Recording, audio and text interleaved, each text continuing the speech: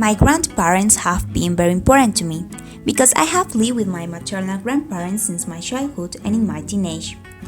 Sadly, my grandpa passed away some years ago, and I miss him too much.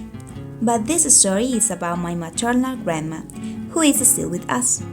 She is Rosalba, the sweetest grandma ever, who I lived with until 8 years ago, when she must to go to a nursing home 20 minutes far from my home.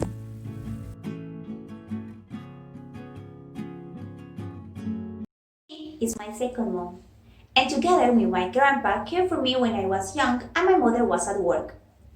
I remember she brought me out of the house when I didn't want to eat the soup and sat me on the sidewalk with her.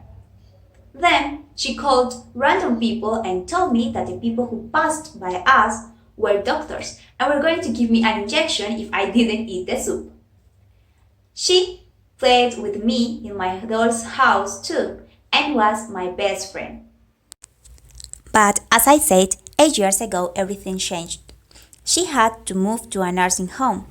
Some years before that, she was diagnosed with Alzheimer's, and I was very young to understand it.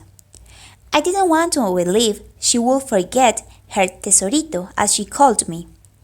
With time, we learned to go with the disease, but it turned more complicated every time until she needed someone to be always by her side.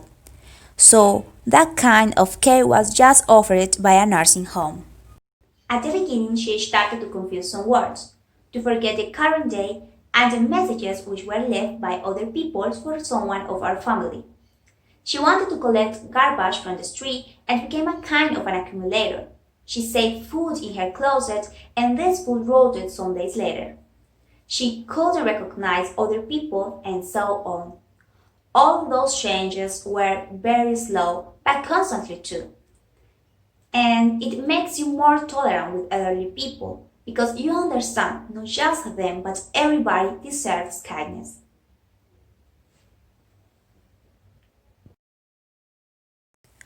While I was writing these words, I was crying a little bit.